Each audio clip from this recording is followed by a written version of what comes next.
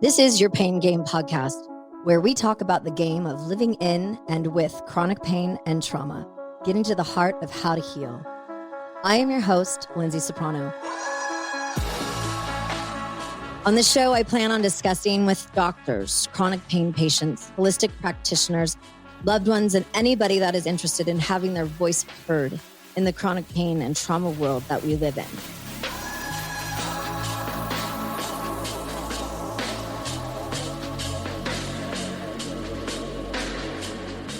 On October 28th of 2023 in Pacific Palisades, which is here in Los Angeles, we lost Matthew Perry, one of our 6 incredible friends at the young age of 54 years old. And as I'm turning 46, that's kind of a scary number.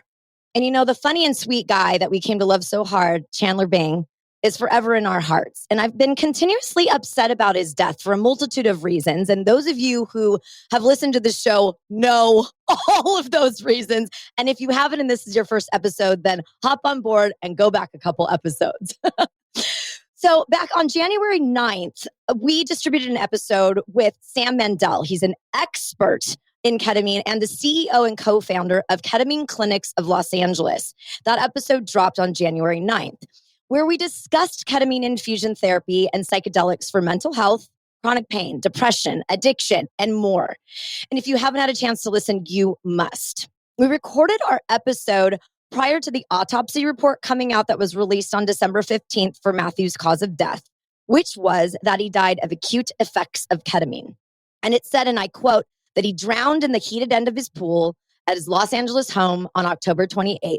Of coronary artery disease and the effects of an opioid, buprenorphine, in his system also had been a contributing factor to his death.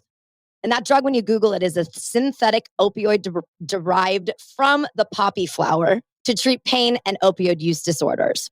So I want to get right back into it here because Sam was on that episode on January 9th. And so, hey, Sam, thank you so much for taking a little bit of time out of your life to discuss this because I know we recorded before this info. Absolutely. Thank you for having me. It's definitely an important issue that a lot of people are paying attention to right now. Yeah. And I want to kind of like debunk any like icky, scary, gross narratives that are coming around this with Matthew Perry. And a lot of the reasons why is because I'm starting ketamine infusion therapy. And it was a little scary for me when I saw the autopsy report and the first person I called was you. So let's get right on into it here. So let's reassure our listeners that there's no connection between Matthew Perry's death and the therapeutic use of ketamine. And let's just go from there. Yeah, I mean, there's a lot of issues here. I mean, first and foremost, we have to send our sincerest condolences to, Matthew Perry's friends and family and the people who knew him personally. It's obviously a very sad loss. And it's a sad loss even for people who didn't know him personally, as you mentioned, who are fans and really admired him and his work. The reporting on the autopsy is just misleading at best and kind of malicious at worst. To say that he died from the acute effects of ketamine is just really not accurate. He drowned. He became incapacitated on several sedatives that he was taking in conjunction. One of them, ketamine in particular, in very, very high doses by himself in a body of water. I mean, it's just really, really outside of anything that would be done in a therapeutic context. And to try to wrap it into ketamine for mental health or ketamine for chronic pain is just it's just flat out false. And it's really unfortunate. In addition to the ketamine and the buprenorphine, the opioid that he was taking, he also had lorazepam, a benzodiazepine, is another sedative in his system, which is something, interestingly enough, that no one's really talking about or reporting much. I know, because I read about the benzo side of it too, and I'm like, oh my God, what was really going on here? I mean, it was Matthew Perry. It wasn't a huge surprise to us, as sad as that is too. Yeah, I mean, he had shared publicly about his issues with, addiction and mental health struggles. It seems that the benzo and the opioid were at reasonable levels. The ketamine was a very, very high level, but still all three in combination is a serious issue, and especially, the amount of ketamine that was in his system was enough to produce general anesthesia. And it's more than, and it's more than 10 times the amount that we provide for therapeutic use in the clinic. So you have someone taking 10 times the amount in conjunction with other sedatives alone in a hot tub and drowning. it's like, how can you even try to say that this is an apples to apples, situation here? And he had as reported in the media, a ketamine treatment about a week or 10 days prior. And it was noted in the autopsy report. And then it even was stated there's no way that this could have had an impact because ketamine's half-life is so short and it's about 3 hours and the medicine gets out of the system very, very quickly. So it stated there's no way that there could be any connection there. But just mentioning it made a connection there. And so then people are going, oh, well, wait a minute. So he had this, therapeutic ketamine treatment 10 days prior. And so, is there some sort of issue with this treatment, and did it cause this problem? And that just opened up a can of worms of concern and questioning. We had patients who were scheduled to start who had said, hey, I heard about, Matthew Perry. Like, well, I don't know. What do I need to know about this? Should I continue? Basically, I'm afraid. Sure. And we had people who had said, this treatment really helped me or really helped my husband. And we were so grateful for it. And now we're not so sure if this is actually like a safe thing for us to do. So this is just really sad, this kind of fear mongering. It's really, really unfortunate. Patients are paying the price for it more than anyone. And the media loves to sensationalize things. They love to latch on to demonize ketamine really at any opportunity. And it's sad. It's unfortunate. The whole situation is very sad. And, it's important to us to disseminate accurate information. It's no different than someone having one glass of wine, in the evening versus someone having an entire fifth of vodka and then driving. Those two situations both involve alcohol, but very, very drastically different use of alcohol. And so, I think this in some ways is maybe a little bit similar. Obviously the therapeutic clinical use being on par with, a glass of wine at home on the couch versus a fifth of vodka in the car, which is more in alignment with what Mr. Perry did. Well, and that's why you're here today, because we all kind of got like, whoa. And the first thing for me was immediately I thought about you and I thought about our discussion with me starting these infusions. Of course, I am not scared, but I've also done a ton of research myself and I've spoken to you many times as well. And so it's not scary to me. And I've got a girlfriend of mine who has CRPS as well. And she does ketamine, but she does the pill form, which we talked about on our episode. So can you talk to us a little bit about a couple reasons? And I know we talked about a little bit on the episode, but just for some people that haven't, can you talk about the therapeutic value from an IV perspective versus pill form, and just a quick little dirty rundown of what it can do for people and why we just should not be scared. We should not be scared to go see Sam, guys. This should not be happening. Yeah, I mean, ketamine is an incredibly safe medicine. And it's been around since the 60s. It was FDA approved for humans in 1970. It's been used, hundreds of millions, maybe even billions, literally with a B, of times. And in the last 20, 25 years, there's been a substantial body of research proving its relatively newer use as a mental health treatment and as a chronic pain treatment for conditions like CRPS or RSD and other neuropathic pain conditions. And there's over 200 studies. So, when people talk about this being anecdotal, or they say, yeah, it seems promising, but we need more data. These are common phrases from some of the establishment that doesn't really necessarily want to see a change in the status quo. And the reality is we have a lot of data, more than 200 clinical trials on ketamine for mental health alone, not even counting all the others involving it for chronic pain, which in some ways the chronic pain uses have actually been going on longer because ketamine is used for more acute pain in place of opioids a lot of times in crisis situations, in emergency rooms, etc. And it can actually be much better than opioids for many people in many situations. And then, neuropathic pain, it's got really excellent uses for it. As a matter of fact, it's really one of the only really good treatments available for true CRPS. It's just not really much out there, unfortunately, for people who are suffering. Yeah. And then, you get into these terrible cycles of opiate use, and that kind of requires more and higher doses, and then the side effects. But I feel like I'm getting off track a little bit. The point I was trying to make is that this is a very well-proven treatment. It's a very safe medicine. It's a medicine that's been around for a very long time. This is a relatively newer use for it, but it's also very, very well researched. And then in addition to the clinical research, which is all the leading institutions, highest level, most respected in the world, who have done at least one study on this, there's a ton of anecdotal data too. There's tons of people doing this work in the real world, like we've been doing for a decade now. We provided over 30,000 infusions. We know a little bit about how this medicine affects people in that time. A decade, 30,000 infusions. We've been doing this day in and day out. So it's very safe and it's very effective. When someone has this treatment in a clinic at a reputable place, like at least in the way that we are doing it, they have hospital grade monitoring equipment for all their vitals, their pulse ox, EKG, blood pressure, respiratory rate. They have direct supervision monitoring by licensed medical professionals. We have a great team of people, nurses, psychiatric nurse practitioners, psychiatrists, anesthesiologists. We have a large team. I mean, there's over a dozen of us here, and they're all making sure that patients are both first and foremost safe and then comfortable in the experience.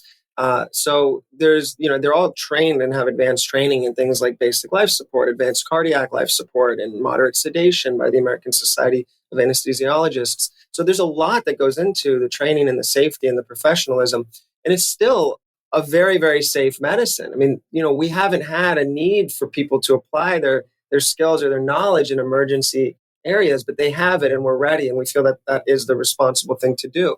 But when used responsibly in a clinical setting, there really aren't situations that come up where people need to put those skills to use because it's such a safe drug and we're using a really small amount of it. I mean, it's the number one sedative for pediatric cases for children because of how safe it is. So chances are if you have a kid and they need to get a procedure done where they need to be sedated, they're going to have ketamine. I mean, that's how safe that it is.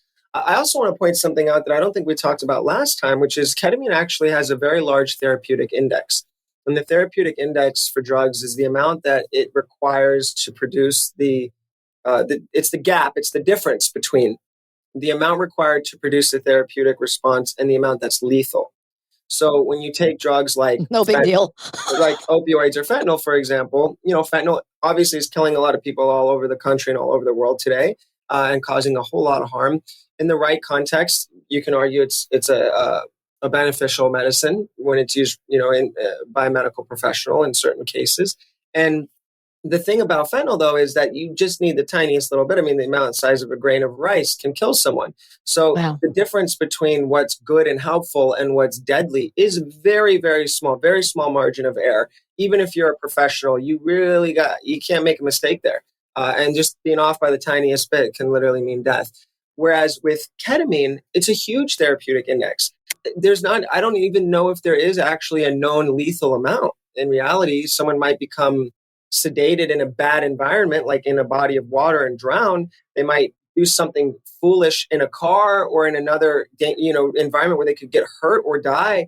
But the actual death by the drug, you don't hear of those cases. And the people who have overdoses and issues with ketamine are almost always mixing it with other drugs. So, sure. I mean, that's the whole thing with Matthew Perry. I mean, his clinician was his dog sitting on the side of his jacuzzi.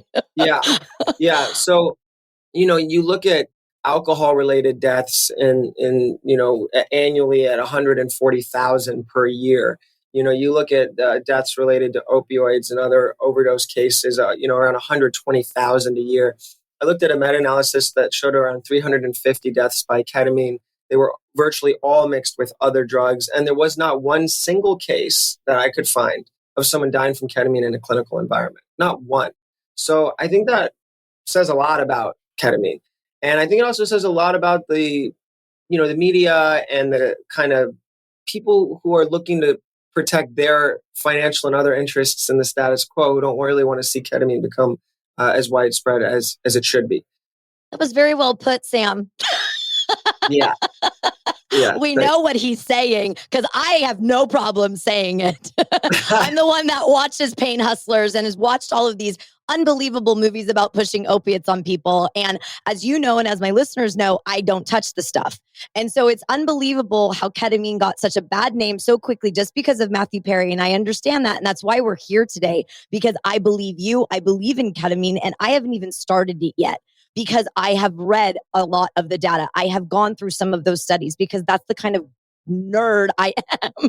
Because I'm sick and tired of doctors and clinics and clinicians not thinking about harm, not thinking about how this is actually going to affect me down the road. And that is something that you and your clinic, harm reduction, harm prevention, has been at the center of all that you do, which is incredible. Like I know in speaking with you, because you're so eloquent about what you say, and I know it's this part of your job to speak eloquently about what you do, but I feel so confident in you and in your clinic and in your approach to care that I don't see all that often, at least from my perspective. So I just wanted to, give you that little kudos. Well, thank you for that. I really appreciate it. I mean, we're very passionate about what we do, and I'm passionate about what I do, and I've been doing this for a decade. I've really devoted my life to it. And, the reason I came to this work is the friends and family I have who have struggled and suffered, and people who have lost. So it's personal work, and I know it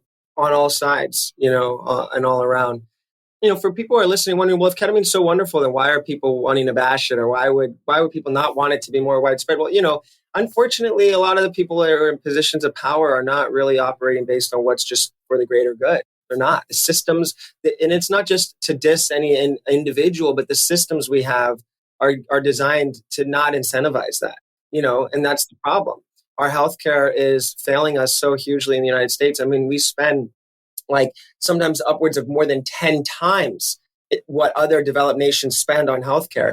And our health outcomes are awful. I mean, we can be on a list of 50, we can be at like 30, 35, 40 in terms of the quality of the care, but number one on multiples of number one of what we're spending. I mean, how does that compute? How does that make sense? We're the most advanced, wealthiest nation in the history of the world, and we're spending more on this than anyone else, but we're getting worse results. How does that add up? Well, it adds up because it's about profit and power and control, not about healing people, not about good care. Ketamine's patent is up. It's a cheap generic drug. No, its margins are very small. Everybody in the system is incentivized to maximize profit and control of market. And you can't do that with ketamine. So that's the truth. I don't know if I could say it any more bluntly than that, but that's the reality of what we're doing. I think I could, but I think you did it more eloquently than me. I'm trying, Everybody knows me though. I'm trying, Oh man, I know. Well, and I know that we're short on time here today because we just wanted to come in and pop into the show here, because I just found it to be just as a follow up to us, because I find that anybody that would have listened to the first episode that dropped would be like, well, wait a second, what the hell? And so I wanted to make sure that we brought you back on to do so. And I appreciate that so much. And it helps me too, even though I already talked to you about it. It still helps me to hear it, to see your cute little face and your smile and all of that. And I know how passionate you are. And I know that you give a shit. And that is something that is not as easy to find because we are surrounded by sick care. We're not surrounded by healthcare. We're not set for good outcomes. We're except for like, oh, okay. How many opiates did I sell this week? Have you watched the Pain Hustlers movie yet on Netflix? No, I don't think so. Okay, well, you need to. Yeah. Do it. That's your homework. Yeah.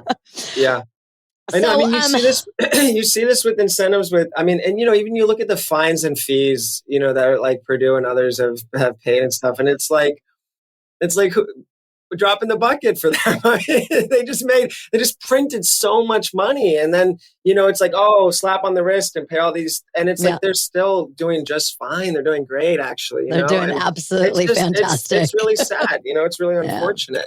It is unfortunate. I mean, you look at, well, I don't want to go too off track here, but I really want people to, and I think people are kind of waking up to this, and I want people to be empowered to do their homework, do their research, to understand the nature of how the systems are created and how people are playing their part within them, just so that they can at least be informed and, try to advocate really for themselves, for their own health and wellness. And it's not easy. And I'm not saying that you have to do everything yourself or go get a medical degree. I mean, obviously there are doctors and healthcare systems and professionals out there who really care and who are trying to do the right thing. And there's good people all around the world, right? So I'm not saying don't trust anyone. I just am saying wake up to some of the really unfortunate ways that the systems that we have in the U.S. are built, because they're not all always operating in the consumer's best interest. Well said. They definitely are not. Yeah. So, okay. So we're going to, as I mentioned, I am starting the ketamine IV infusion therapy at this particular clinic, actually. And I've looked at multiples, even out of the state, because my sweetie and I have said, okay, so we just go to another state and we just like run a hotel room or we get an Airbnb. Like we've looked in all of the places. And this is the first place that I have fallen in love with. And then I have felt confident and secure that I am going to, because I know with CRPS and for my kind of conditions, it's not the shorter version of the IV infusion. It's a dedicated time for us to like kick it for 6 hours together multiple times. So the treatment is not invasive, but it's lengthy. You know what? I don't give a crap because I have spent, I'm not even tell you guys how much money that we have spent on my body over the past 8 years, but it is like 3 houses. Maybe not in Southern California, but it's 3 houses somewhere. Yeah. And, it's gotten to the point where I just stopped going to doctors. I stopped taking any pills. I stopped supplements. I just went to absolute ground zero. And that's where I'm at right now. There is nothing in my body except for a multiple vitamin. That's it. Because I wanted to start clean and fresh. Well, I started that a couple months ago, but I wanted to start clean and fresh for this year to make sure that my body was ready to support what I've been building up to do in 2024. And you're part of that. And so I am just blessed to have met you. And thank you so much again for taking the quick time. Is there anything that you want to just quick leave us before we jam out of here? No, I just really applaud you for your energy and enthusiasm and positivity. You're always, a delight to talk with, and, considering everything that you're dealing with and going through, I admire and I respect that your resilience and doing this meaningful work and helping to educate people and inspire people and sharing your story is really amazing. So thank you for that.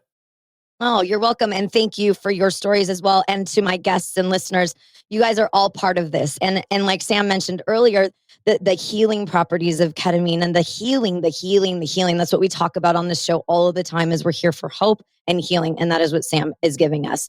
So thank you again for your time with us. You can find Sam and the Ketamine Clinic, ketaminclinics.com. He's on Insta at the Sam Mandel, Mandel. He's everywhere. Insta, Twitter. What do we call it now? X. Give me a break. Yeah. X, LinkedIn, his website, ketaminclinics.com. TikTok, he's everywhere. They're everywhere. If you Google them, you will find a multitude of information out there. There are press releases. There are videos. He's been interviewed, he and his dad. I mean, he's all over the place on top of this topic because it is that important for us all to know about. So thank you again for your time today. And thank you so much for all that you're doing for the pain community and for everybody else that needs you. Thank you, Lindsay. Appreciate you. You got it. Thank you. You too. And Happy New Year. Happy New Year. You are exclusively invited to share this therapeutic and safe ketamine-infused VIP pain journey together. Let's get to the heart of how to heal with you by my side. Please follow the Pain Game Podcast wherever you digest your podcast content. We will be there. Visit us at thepaingamepodcast.com and follow us on all the socials. Thanks for listening, my little VIPs. Catch you on the other side.